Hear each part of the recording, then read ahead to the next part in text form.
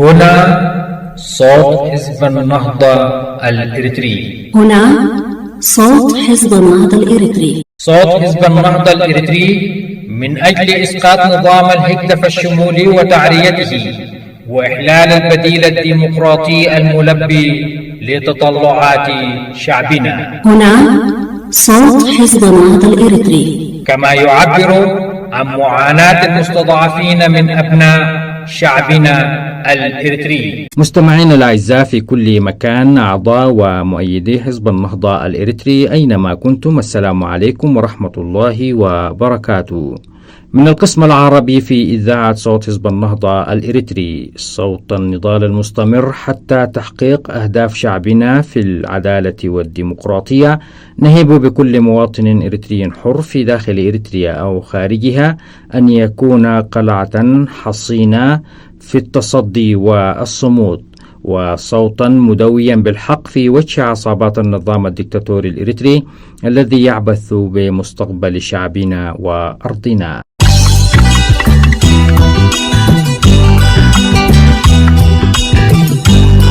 تتابعون أولى فقرات بثنا اليوم الجمعة 17 من إبريل 2020، النشرة الإخبارية، ثم تليها دائما فقرات من التقارير والتعليقات واللقاءات السياسية التي تسلط الضوء على مجريات الأحداث في داخل إريتريا وخارجها، وكذلك التطورات الداخلية لحزب النهضة الإريتري.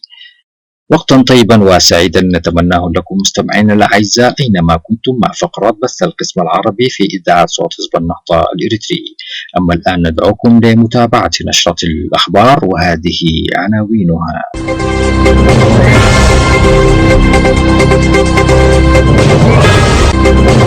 القوى السياسية الإريترية تصدر تصريحا صحفيا مشتركا حول انتشار جائحة كوفيد-19. إريتريا تسجل إصابتين جديدتين بفيروس كورونا وحظر على المواطنين بعدم الخروج. كانت هذه عناوين النشر، وتتابعون تفاصيلها عقب هذا الفصل القصير من صوت حزب النهضة الإريتري.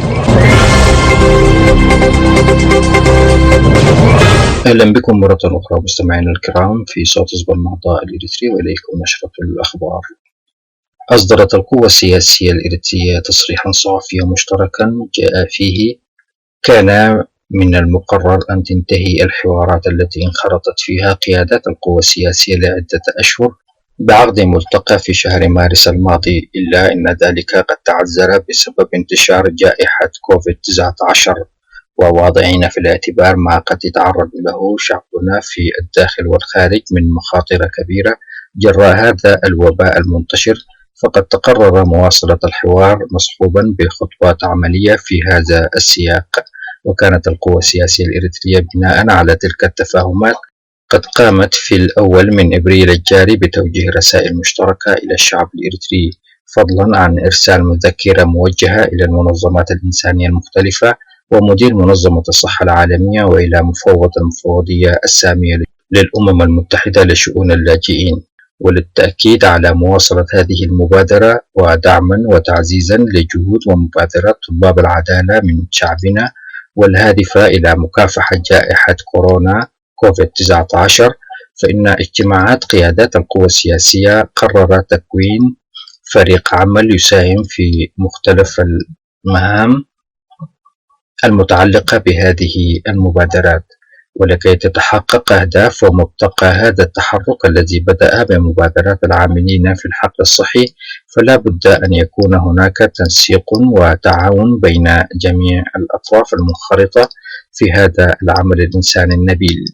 ومن المؤشرات الإيجابية لهذا التحرك أنه أصبح ينتشر في كل مكان وبدأ يأخذ طابعا عالميا، وانطلاقا من ثقتنا بأنه لا يوجد إريتري في أي مكان غير قلق على أهله وشعبه ولا يفكر بهم، وإنه على استعداد تام للقيام بما يلزم تجاههم وفق ما تسمح به إمكاناته.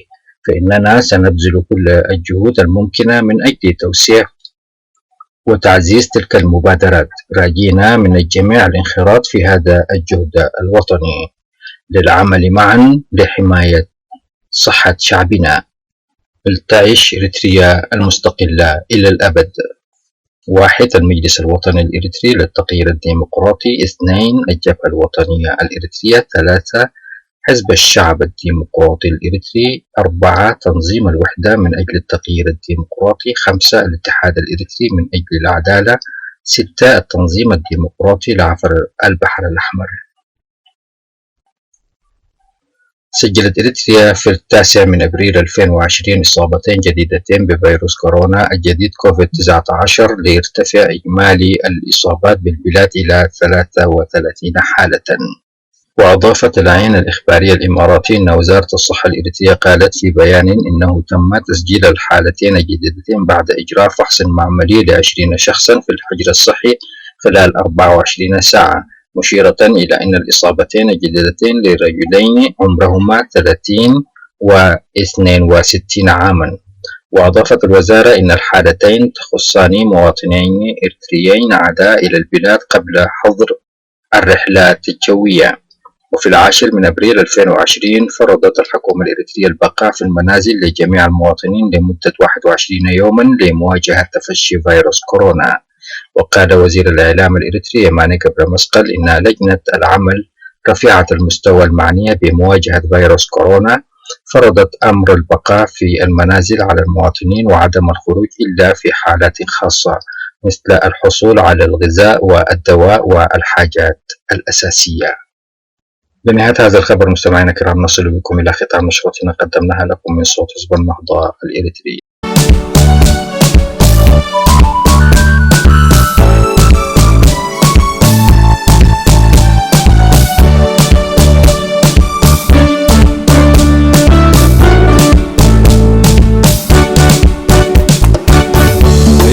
قتل بيرحت قيست أكي مكايد، خيبت قتل بيرحت قيست أكي مكايد، وديتو شعبنا يحيي مايد، قاب أهلا شعبنا يحيي مايد، وكلت ولدايد حرمت ولد أنسايد، بعلتات الكيبة لأكلت رايد، بعلتات الكيبة لأكلت رايد.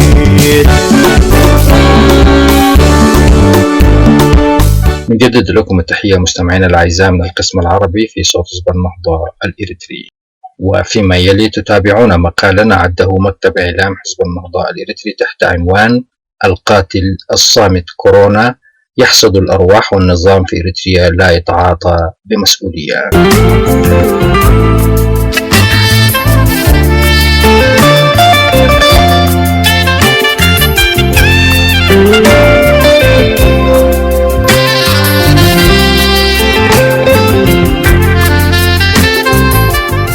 النظام القائم في إريتريا وخلال هذه الأيام العصيبة التي يمر بها عالمنا من تداعيات فيروس كورونا الذي يحصد الأرواح دون رحمة انكشف جليا وجهه القبيح الذي لا يبدي أي اهتمام لصحة المواطنين وسلامة أرواحهم، وهذا يتضح بشروع النظام في جمع الأموال من المواطنين بالداخل والخارج، وذلك تحت ذريعة مقاومة فيروس كورونا. ففي الداخل صار يستقطع من رواتب المواطنين في القطاع العام والخاص ويجعل منها مادة للدعاية في وسائل إعلامه ليظهر تلاحم الشعب مع الحكومة، وفي الحقيقة النظام يستقطعها دون الرجوع إليهم على قلة وضآلة الراتب الذي لا يكاد يغطي سداد إيجار سكن الموظف.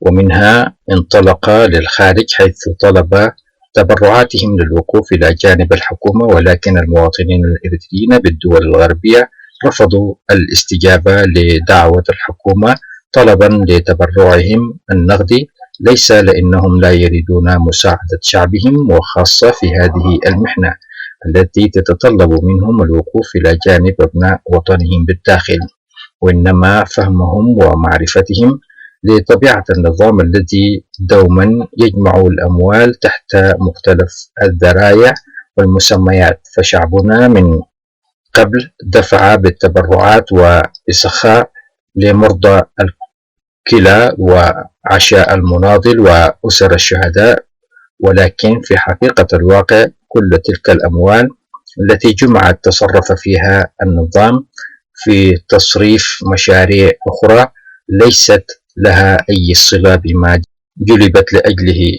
الآن كذلك عاد ومع جائحة كورونا لجمع الأموال، ولكن وبالعودة لتلك التجارب تظل مسألة الثقة المتبادلة بين النظام والشعب مفقودة، مما يجعله عائقا أمام وقفة الجماهير الإريترية بالخارج مع شعبهم بالداخل. وهذا لا يعني أن الجماهير لا تقوم بالمساعدة في هذه اللحظة، بل نجد المواطنين يقدمون مساعداتهم على المستوى الفردي.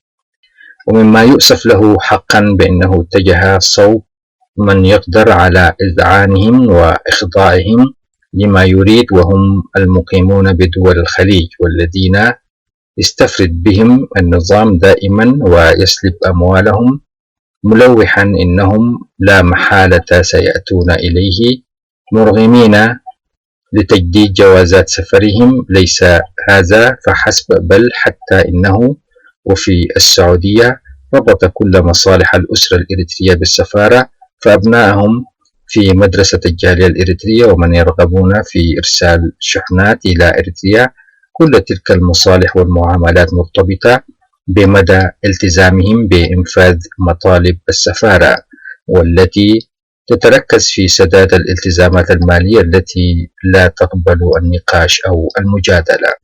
والمواطنون في تلك الدول يشتكون بأن السفارة لا تقوم برعايتهم وتسهيل مهام إقامتهم، وذلك أسوة ببقية السفارات التي يلوز إليها مواطنوها عندما تواجههم أي صعوبة، وهم يقفون مع مواطنيهم فردا كان أو جماعة.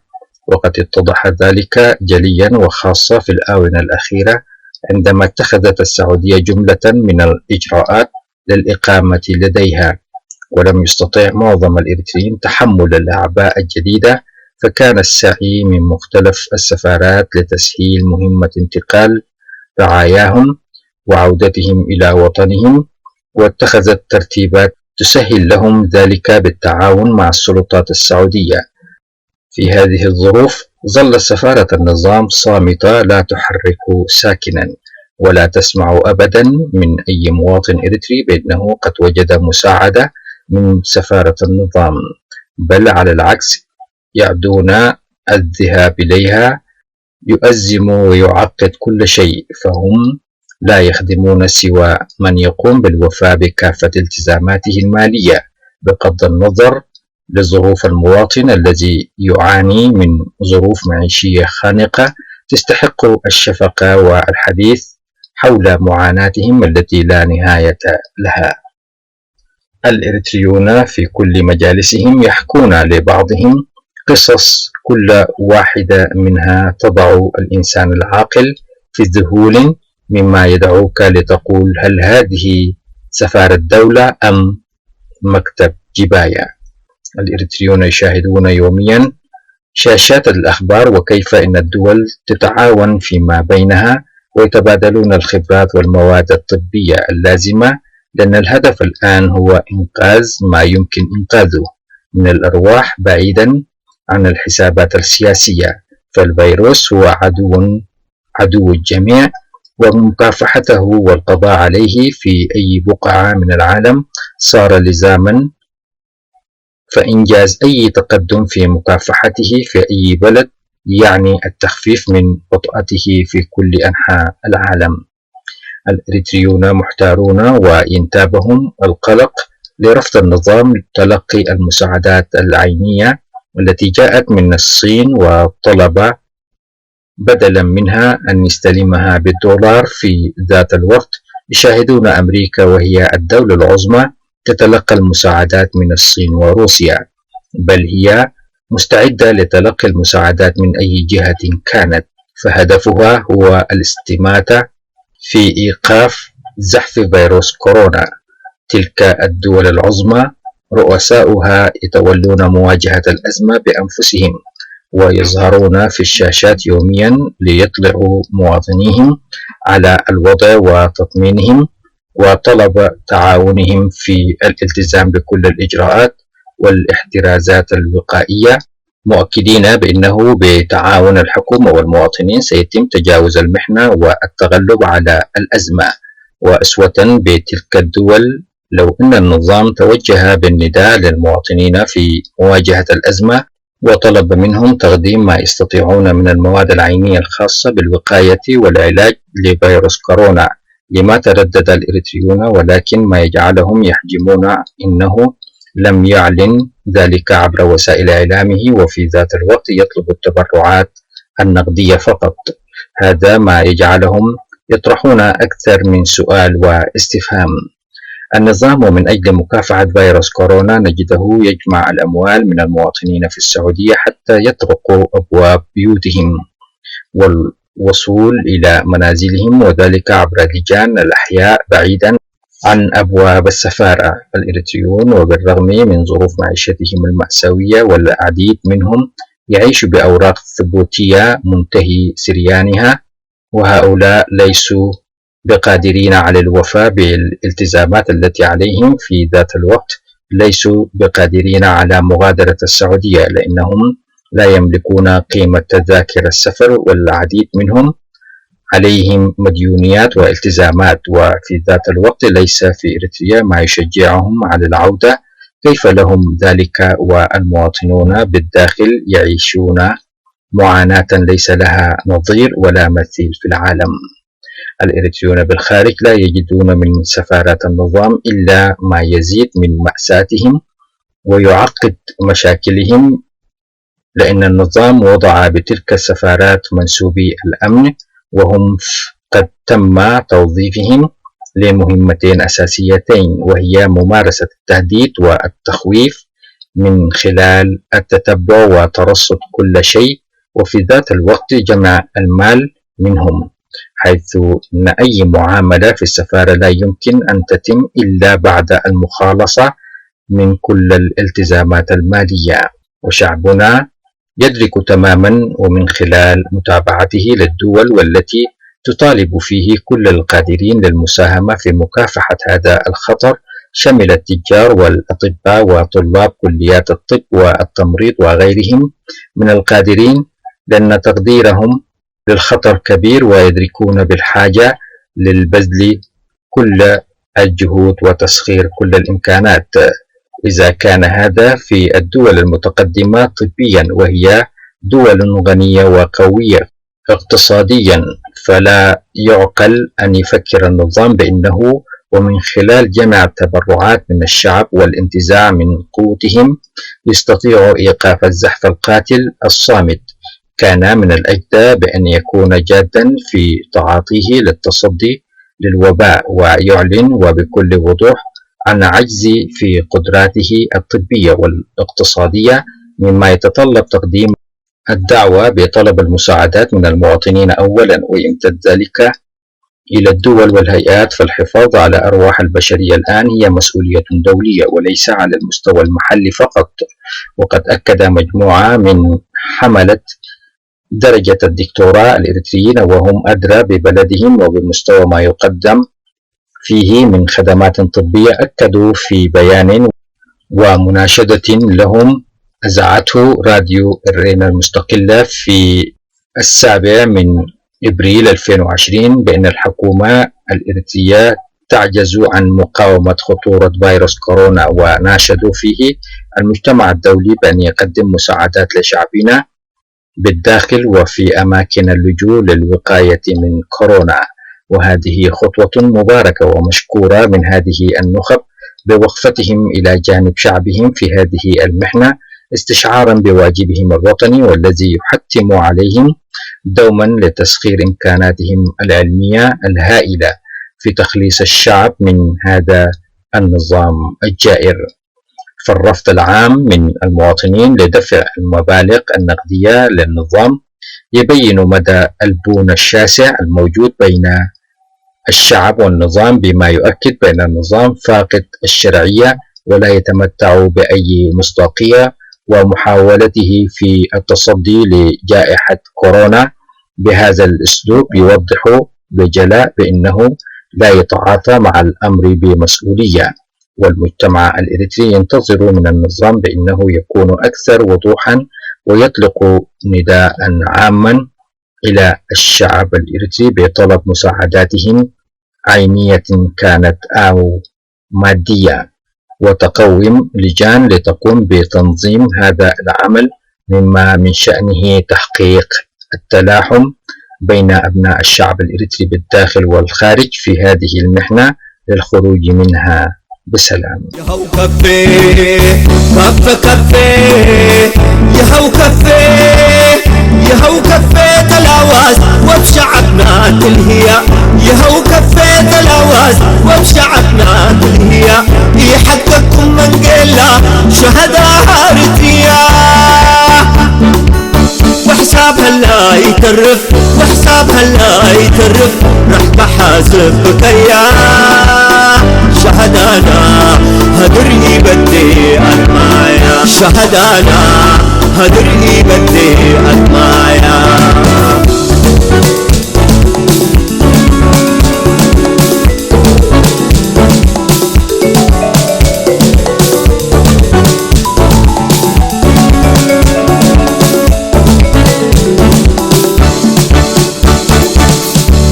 بدت لميرحت قيست أكي مكايد بدت لميرحت قيست أكي مكايد وديتو شعبنا يحيى يمايد قاب أحلى شعبنا يحيى يمايد وكلت ولدايد حرمت ولد أنسايد بعلتات الكيبة لأكلت رايد بعلتات الكيبة لأكلت رايد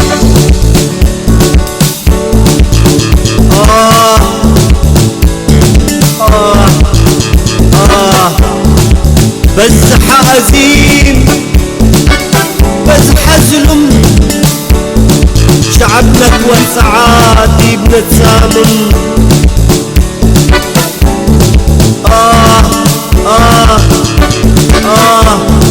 فنت حق وباطل بدير على قتلة ما لعنة ويوم هلا ويبطر حق الله يبطر حق الله يبطر حق الله يبطر حق الله كم كان احنا هلا من آمرها أتأمري آمرها كم كان احنا هلا من آمرها أتأمري آمرها جئبنا يهو يقبلها ولا تعرف على ما العراق جئبنا يهو يقبلها ولا تعرف على ما العراق يعرف شعب يقبلها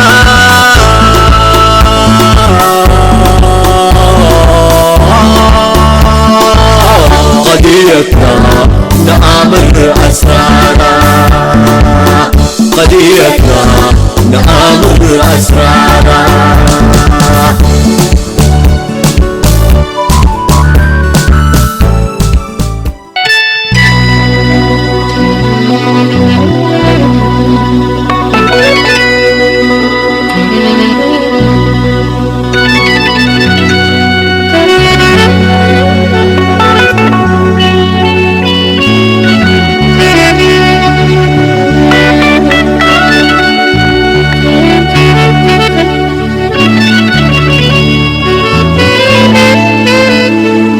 مستمعي صوت حزب النهضة الإريتري، يمكنكم إرسال آرائكم ومقترحاتكم على العنوان التالي anp.medias@gmail.com.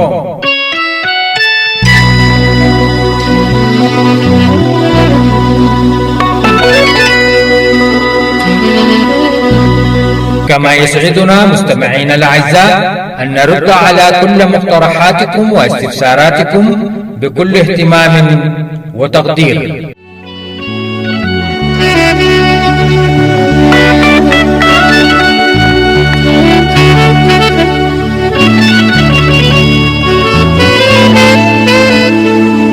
مستمعينا الأعزاء في كل مكان، متابعي برامج صوت حزب النهضة الإريتري، بنهاية هذه الفقرة نصل وإياكم إلى ختام برامجنا التي عديناها لكم من إعلام حزب النهضة الإريتري لهذا اليوم. مستمعينا الأعزاء، إلى أن نلتقيكم في برنامجنا القادم، نترككم في رعاية الله وحفظه.